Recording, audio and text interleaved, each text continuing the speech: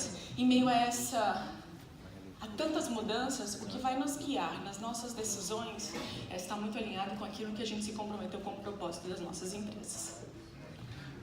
Bom, finalmente, nós vimos aqui um monte de coisa a caminho, está em curso. Nós vimos aqui que a sofisticação simplificada, ou a simplificação sofisticada, é uma nova regra. Nós vimos aqui que a laboralização, né, o Labit, é uma coisa que as pessoas vão ter que abordar cada vez mais. Vimos aqui que a combinatividade vai ser... O tema de abertura do 2001, o Odisseia do Espaço, filme do Stanley Kubrick, e entra a nave-mãe, né? A demonstração do nosso progresso, o progresso tecnológico, e no filme a tecnologia ela tem um lado bom, mas ela também tem um lado perverso, né? Não sei se tinha Magazine Luiza lá, era sempre antes, depois de Cristo, né? Mas você vê como a importância da família Trajano no varejo, trazendo inovação. Esse era um shopping center. Luiza Trajano, os lojistas moravam no andar de cima. Nessa praça da frente, aconteciam eventos sociais, então você tinha o serviço e a diversão junto do varejo. E ainda havia o delivery, porque vinho era muito vendido e eles entregavam o vinho. Então, aos seus ancestrais aí, Fred, arrebentando, né? Essa situação ela veio evoluindo, né? A história do shopping center evoluiu, e esse é um outro momento seminal.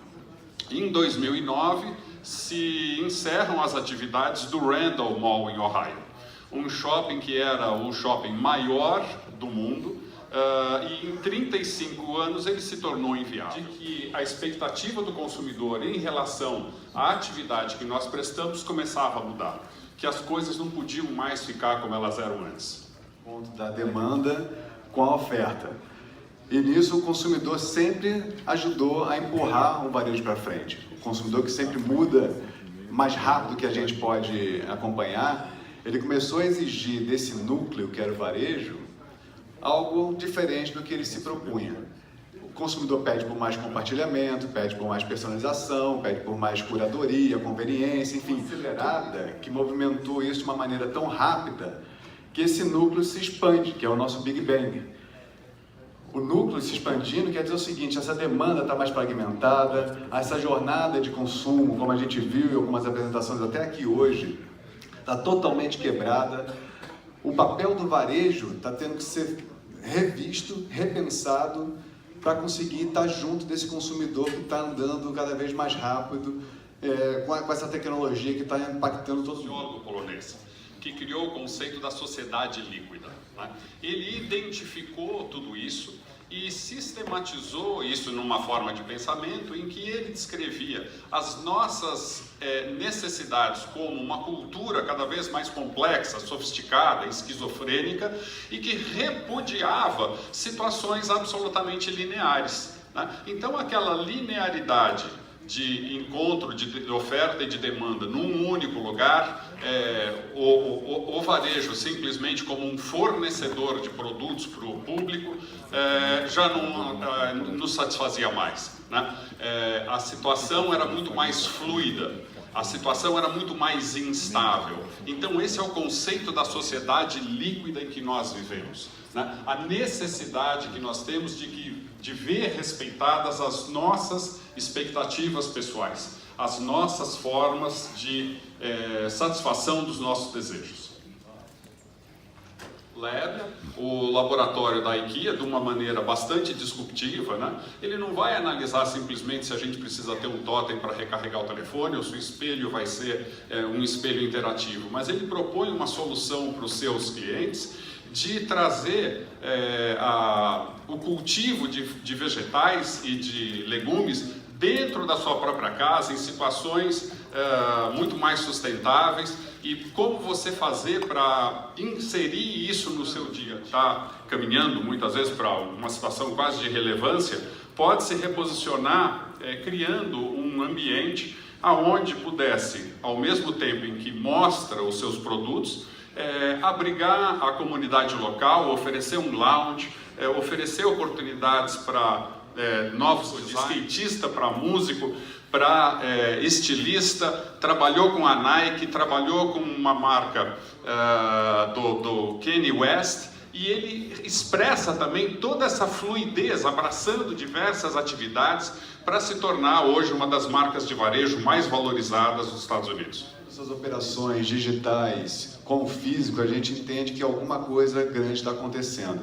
Na verdade, ele demorou para fazer isso, porque a gente sabe que um transatlântico não dá cavalinho de pau, não é rápido, né? Então, a gente vê que tanto o maior varejista, quando a gente percebe que a Amazon tem um valor de mercado superior aos outros todos grandes varejistas físicos juntos, né? E a Amazon não está sozinha, como um grande player digital. Eu acho que grande parte de nós aqui assistimos ontem a palestra também do Alibaba. Ficamos impressionados com o tamanho do negócio do Alibaba, integrando diretamente o mobile em todas as operações. Quando você está pegando a comida, você escaneia com o seu aplicativo do Alibaba, ele já monta seu carrinho para facilitar a saída do caixa, ou você pode comprar direto pelo aplicativo, eles entregam em casa, ou você pede para eles cozinharem para você, eles entregam a comida pronta em casa. Enfim, quebrou totalmente essa questão da jornada do consumidor na loja física. Integrando o digital nisso, ele tem todo o Analytics, ele conhece todas as suas preferências, ele inclusive sugere produtos para você comprar no carrinho. 24 horas foi faturado 25 bilhões de dólares. É mais do que um ano de e-commerce no Brasil. Para dar uma noção do impacto que esse gigante vai ter, não só, obviamente, no mercado asiático, mas também no mundo inteiro. E aí, o que isso significa é que essa fragmentação, essa explosão do Big Bang, ela não para, ela continua, ela é fluida, como o Manuel disse, e as expectativas do consumidor, elas são fragmentadas. Para isso, esse novo papel que o varejo deve ter, ele deve atender essa demanda que ela não é linear.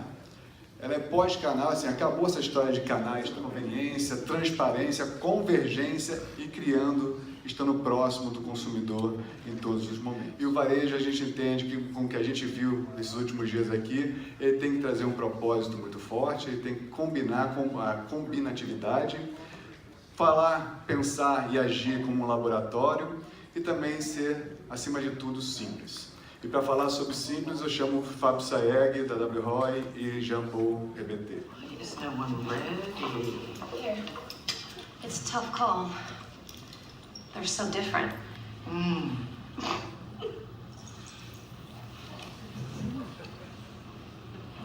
Something funny?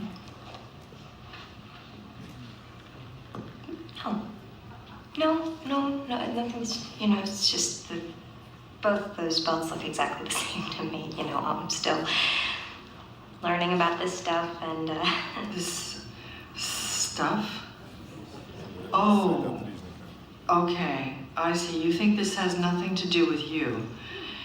You go to your closet and you select, I don't know, that lumpy blue sweater, for instance, because you're trying to tell the world that you take yourself too seriously to care about what you put on your back, but what you don't know is that sweater is not just blue, it's not turquoise, it's not lapis, it's actually cerulean. And you're also blithely unaware of the fact that in 2002, Oscar de la Renta did a collection of cerulean gowns, and then I think it was Yves Saint Laurent, wasn't it, who showed cerulean military jackets. I think we need a jacket here. And then cerulean quickly showed up in the collections of 8 different designers. And then it filtered down through the department stores and then trickled on down into some tragic casual corner where you no doubt fished it out of some clearance bin. However, that blue represents millions of dollars and countless jobs. And it's sort of comical how you think that you've made a choice that exempts you from the fashion industry when in fact you're wearing a sweater that was selected for you by the people in this room from a pile of stuff. Na frente, às vezes na forma que a gente olha, existe uma sofisticação por detrás disso tudo, por detrás esse mundo conectado, desse varejo comunicado, interconectado. conectado que eu queria passar para vocês, que a gente queria passar para vocês. É isso aí, Gê. E aí por isso, né, indo para o próximo, foi uma palestra da NRF dos Rockstars, onde a entrega ela precisa ser seamless. Acho que a Bianca... De uma das palestras, a gente percebe que hoje o caminho da compra ele é bastante complexo. Ele começa com os influenciadores, ele passa pelo website, ele vai para as lojas multimarcas e também para as lojas próprias. É um caminho bastante amplo e conectado em toda a sua forma. Agora, acho que uma das coisas mais importantes, e a gente tem que colocar dinheiro na mesa, o que a gente percebe o tempo todo, que as grandes empresas, as 4 as Big Four que estão aqui, são as empresas que mais têm valor de mercado. Impressionantemente falando, tem 2 aqui, Amazon, especialmente Apple, que já bateram a barreira de $1,5 trilhão, superando inclusive o GDP de alguns países que vocês estão vendo abaixo, são absolutamente omni, varejo físico, mas bastante pure play no website. Só para a gente ter uma ideia do que a conectividade, do que o omni representa. As empresas campeãs, aquelas que têm maior valor de mercado, consequentemente, capital humano, para faturar 10 milhões. Ela precisa exatamente de 17 pessoas para faturar 17 milhões. Ela é absolutamente omnicanalidade. O que está por detrás disso tudo, que a gente pôde captar em todas as palestras, são os algoritmos, são os números, é o database, é o data mining. Isso tudo traduzido em plataformas que geram e possibilitam a nossa revolução no ponto de venda. Então, se a gente dá uma olhada um pouco nesse algoritmo, a gente vê a partir daí as novas moedas comerciais que surgem, a gente vê, se modifica hoje em dia por períodos, por horários, por movimentos, por fim de semana, quer dizer, a gente vende através de influenciadores, e a nossa equipe de vendas, o pessoal da Magazine Luiza, está aí, não me deixa mentir, tá? Em curadoria, em Zenki. Nesses curto espaço de tempo, não vai ter um varejo que não trate direito os seus dados, o seu database, que não alimente aí os seus algoritmos. Mais para online.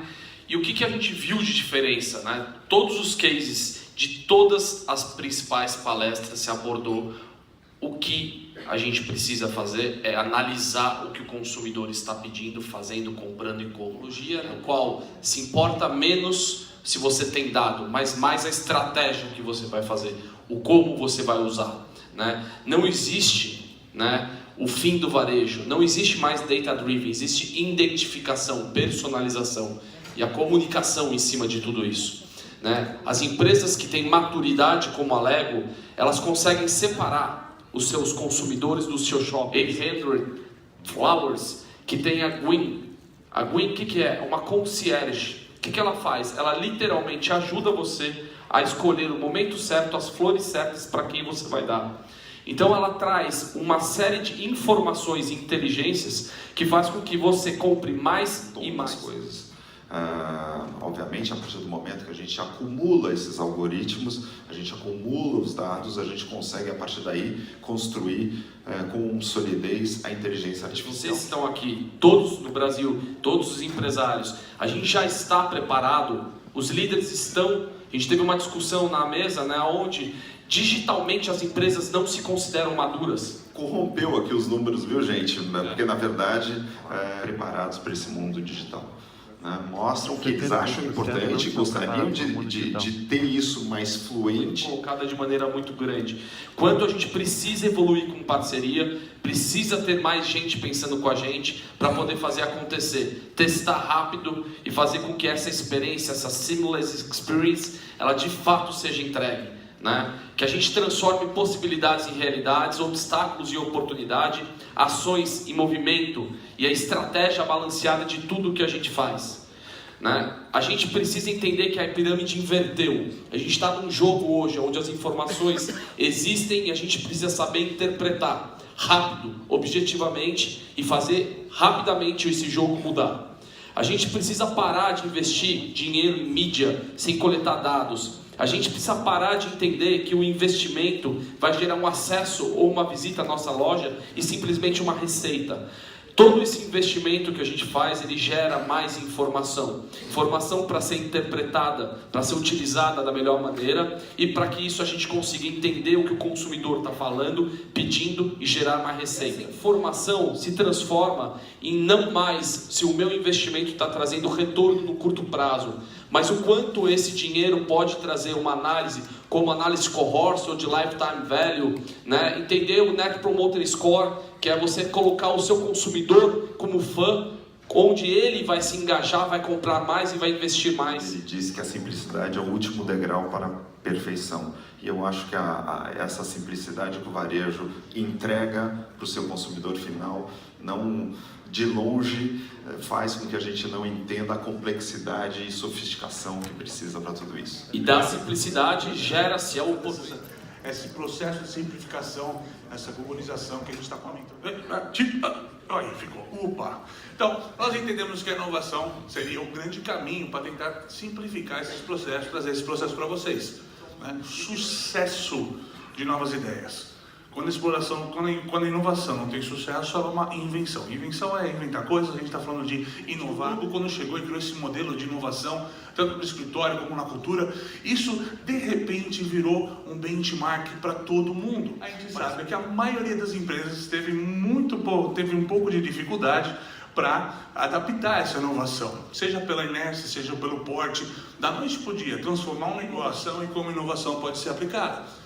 E nós aqui, então a gente começou a destrinchar um pouquinho esse novo modelo de inovação, que hoje ele está muito na mão das startups. A chance das empresas hoje de pensar fora da caixa, parece que o modelo de inovação já não é mais tão interno, mas eu terceirizar através de uma startup, pensar fora da caixa, ou seja, até buscar fora da caixa a solução para dentro, tem facilitado. Temos um modelo que se chama Labit de inovação. O Labit tem 4 fases: Cultured, Think It, Build It, Roll It Out. Quando a gente fala de Cultured, a gente está falando sobre empresas que já nascem com um mindset empresarial voltado para a inovação. E por que essa cultura de inovação enraizada dentro dos times? Primeiro, um exemplo visto na feira, obviamente, visto aqui em Nova York, que é por isso que a gente está aqui, mas também tentou tangibilizar, vou brincar contigo, quase todas as startups que já pensam num modelo novo e disruptivo logo de cara, certo? Esse Outdoor Voice é muito bacana, porque é um site que já está misturado um pouquinho com o Instagram. Calma, você está tirando toda a minha surpresa, Fabi. O cara está aqui, eu quero fazer surpresa para ele, quero aplicar na empresa, certo? Já está enraizado na empresa esses processos de menos pensar e mais fazer. Vou usar uma frase sua, né? Enquanto os outros pensam, a gente vai lá e faz, certo? Cultura de inovação, estrutura de inovação. Estrutura é o segundo passo. Ali a gente já possui um mindset instalado, mas nós criamos uma estrutura separada para fazer pesquisa, desenvolver experiência, pensar em novos produtos. Uma outra visão sobre a Lego, que ela veio de um negócio que não era digital, um negócio de blocos de montar, e está lá no discurso da Lego, certo? Palma para o Luiz Lego, pessoal, vai! Isso! Alguém falou, olha! É exatamente isso. Oi? Como é que é? Agora sim, agora eu gostei. Disseminada, fonte de discussão montada e estruturada. Nós temos uma fase de construção, build it.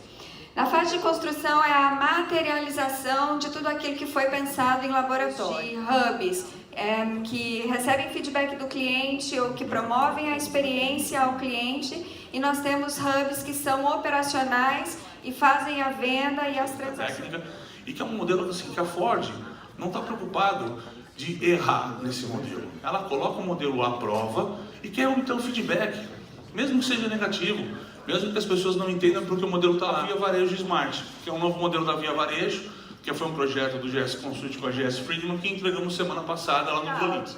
Cultura estabelecida, estrutura pensando, hub montado, testado, feedback recebido, ajustes feitos, está na hora de colocar o projeto em funcionamento. A NF, para quem não conhece, uma empresa de óculos fantástica, mas o que? Nasceu no canal digital, resolveu montar um ponto físico para ver o que acontecia, laboratoriou digital, fui para o físico, funcionou, vou rolar todas as questões mas a gente até colocou aqui todo o modelo disruptivo do Alibaba, ele acaba pegando todas as questões, mas ele não tem medo de rolar nenhuma situação, então ele vai, coloca a campo. Para projetos únicos ou soluções e produtos, para um conjunto de avaliações nos nossos negócios que nos fazem pensar... Uma série de aspectos que antes eram completamente separados, distintos e blocados, como canais, serviços, ideias de novo, passassem a se misturar e virar uma coisa completamente diferente do que a gente tinha visto.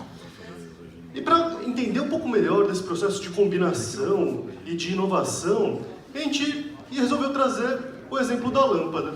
No final das contas, quando a gente fala que a gente teve uma ideia nova, uma ideia brilhante, uma ideia inovadora, a gente lembra de uma lâmpada. E aí, quando a gente começou a olhar essa história, a gente viu que a lâmpada foi inventada em 1802. Mas o Edison, né, o famoso Thomas Edison, só ganhou reconhecimento por ter inventado a lâmpada 70 anos depois. Mas calma aí, seríssimo. O filamento dela não aguentava. Ela durava 2 horas de lâmpada só. E o principal uso da lâmpada elétrica na época seria para substituir os postes a gás, a iluminação pública a gás. Quem ia ser um maluco que ia ficar subindo e descendo de poste na cidade inteira para trocar a lâmpada? Não faz sentido nenhum.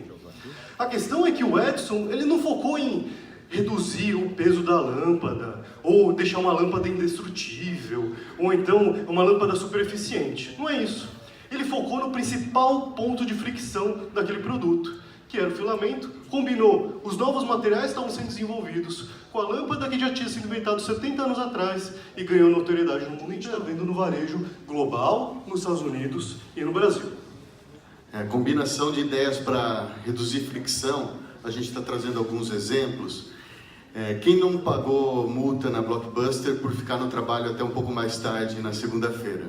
Então, alugou o filme, chega a Netflix e nos disponibiliza isso com uma grande facilidade. Uma música para você ouvir mesmo, não necessariamente o físico, mas você tem a música disponibilizada para quem quer ouvi-la. Vamos ver o filme até The Run, da Meryl Streep. No caso, a fundadora, ela notou que várias das roupas ela utilizava do Spotify e disponibilizou. Então já fica, compre menos, mas use mais. Então o objetivo era utilizar, não era necessariamente você ter realmente a peça. Nesse caso, ela, por menos de $90 por mês, a pessoa tem 4 roupas disponíveis. Então tem várias formas de agendar, da pessoa escolher o modelo, escolher o estilo, olha o estilo, escolhe o cantor, descobre algo novo e o próprio tamanho e utiliza. Ela ainda notou que mesmo alugando, vende mais. Eu mesmo, como gosto muito de CDs, com o Spotify conheci mais bandas e acabei consumindo mais CDs. Modelo de negócio do varejo. Esses caras estão juntando uma loja tradicional, então o varejo como serviço, retail as a service. A gente nunca tinha ouvido falar desse negócio. Como é que funciona o varejo como serviço? Esses caras fazem o seguinte, eles abrem uma loja maravilhosa, na verdade, eles têm 9 lojas nos Estados Unidos, parecem flagships mesmo, são bem bonitas, tem uma aqui em Nova York. Em questão de semanas, a indústria pode pegar o produto, subir, fazer o cadastro, pagar o aluguel daqueles pedacinhos de varejo que ele tem e rolloutar nas 9 lojas, usando toda a infraestrutura que a Beta já permite para a indústria. Além disso, o que eles têm feito, né? Aqui, ó, exemplo o Store in Store da Lowe's. O que eles têm feito, na verdade, então, é oferecer toda essa infraestrutura do varejo, que a gente sabe que não é nada trivial abrir loja, pessoas, controle de estoque, logística, sistemas, de uma maneira como serviço direto ao consumidor. Cria um canal em tempo real de comunicação da indústria com aquele consumidor final, passam o mailing, o consumidor é da indústria no final do dia, nesse modelo de negócio, de produto.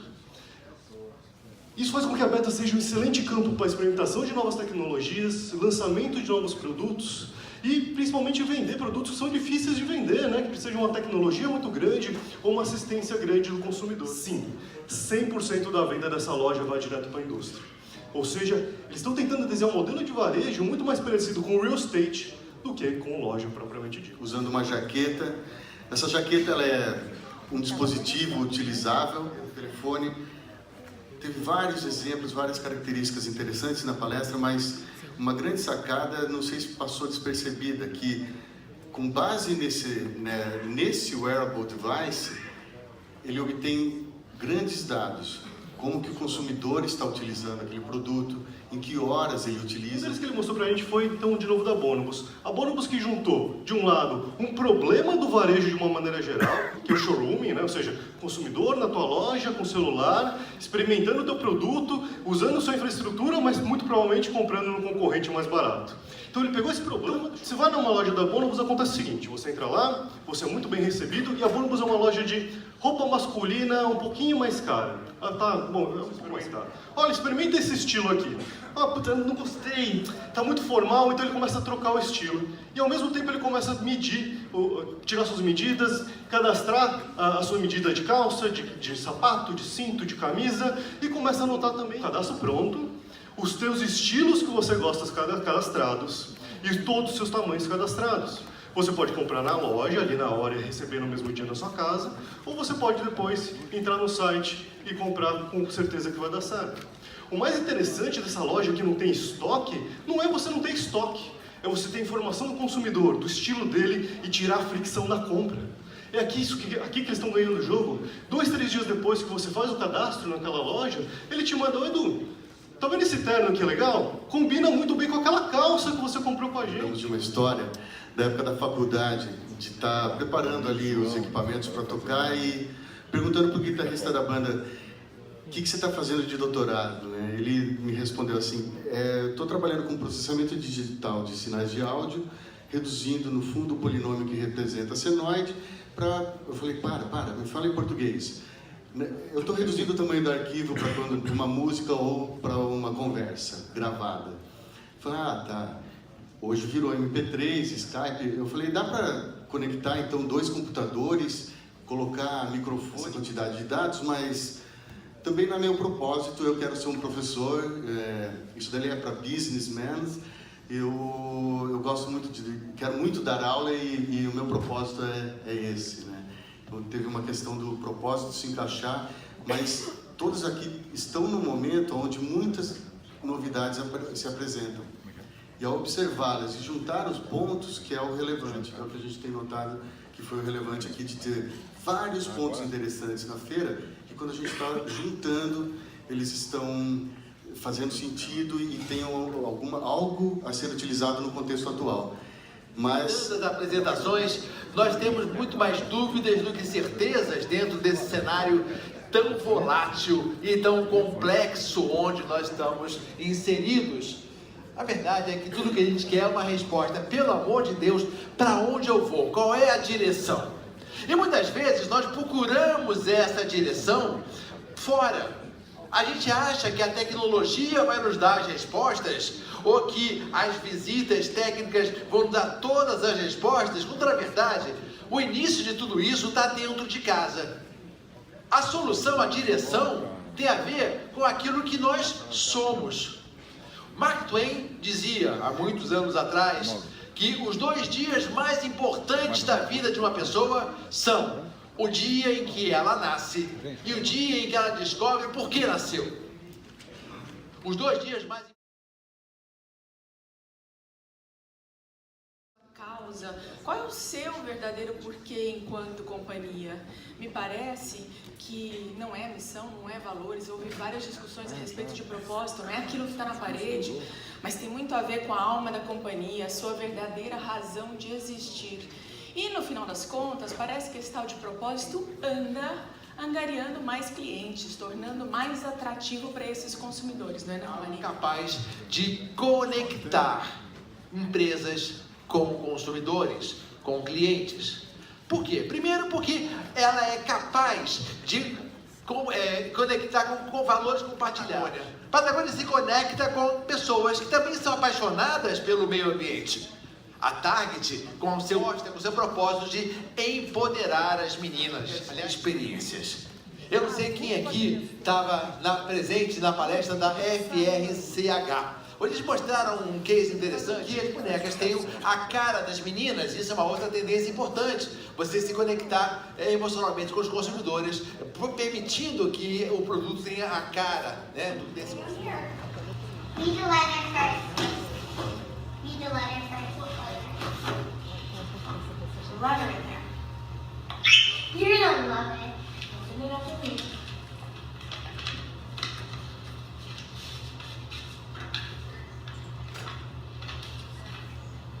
What's it say? Dear Miss Dog. Dear Emma's. What? You gotta be kidding me. No!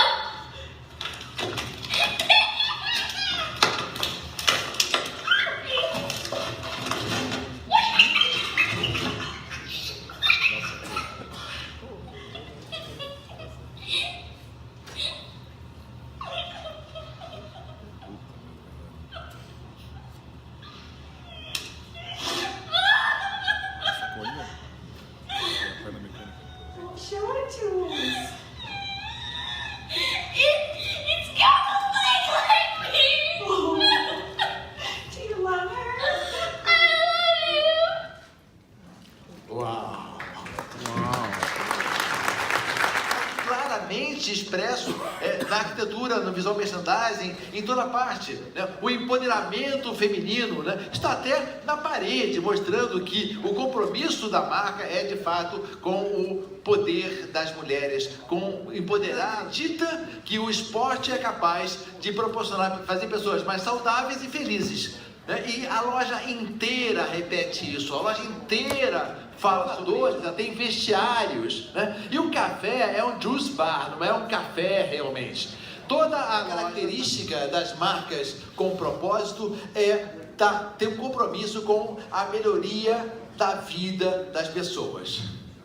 Algumas pessoas nascem com isso naturalmente, como foi o caso dessa menina, a Rachel Beckwith, que nós vimos a história dela na palestra do Scott Harrison, uma menina que fossem doações para Charity Water, né, que é uma organização do Scott Harrison que leva água potável para comunidades carentes em países em desenvolvimento, um acidente de carro. Né? E o pedido dela viralizou e mesmo depois de morta, ela gerou $1.200.000 em doações para essa entidade. Na Tons aqui em Nova York, está na parede esse compromisso, né? O negócio da Tons é melhorar a vida das pessoas. E isso significa que para cada produto que a gente compra lá, eles fazem doações para comunidades carentes. Isso é uma coisa impactante. Nós falamos com a gerente da loja, Tons Online. Mas eles têm uma loja, essa loja fica aqui em Nova York, e eles não chamam de loja, chamam de Dream Gallery, uma galeria de sonhos. Né? E esse sonho tem um duplo sentido, é o sonho no sentido da noite bem dormida, mas é o sonho também no sentido de algo que a gente alcança, que a gente deseja alcançar. Pintados por pessoas sem teto. E que esses quadros são vendidos para os clientes da loja e todos esses recursos são revertidos para essas pessoas. Tem também na parede um painel, né, que é um painel de sonhos, para você poder escrever os seus sonhos e expressar o seu propósito. Agora, será que no Brasil a gente anda fazendo isso bem feito, Liana? Uma pesquisa fresquinha de 3 meses que mostra uma resposta sobre 200 empresas que trabalham com rede de negócio sobre o quanto elas têm propósito nas suas empresas. Então, estou trazendo aqui o propósito se descobre ou ele é inventado. Isso se discutiu muito nas mesas e está muito claro que o propósito é uma descoberta, é um olhar para o passado e um olhar para as origens. Ponto número 2, de onde vem essa motivação inicial para uma empresa ter um propósito? E de maneira não tão boa, apenas 16% dos nossos respondentes disseram que o propósito vem de uma vontade de causar um impacto positivo na vida das pessoas. Outros entendem que se distinguem dos demais. E na prática, ainda alguns empresários entendem que elas se distinguem porque ela tem um produto diferente ou um modelo de negócio.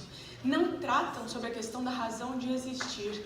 E está muito distante disso ser propósito. Se a gente perguntar para os seus colaboradores, eles vão nos dizer o seguinte: eu trabalho nessa empresa porque eu gosto dos valores, eu acredito na empresa, eu entendo que ali eu tenho um sentido especial. Vai muito além de modelo de negócio e produto. Ponto número 4, como é que engaja, então, nossos colaboradores nesse propósito? A resposta foi muito forte em treinamento, capacitação, canais de comunicação. E só 5% em exemplo, e o Rony até brinca, né, que conselho é bom, mas o exemplo arrasta.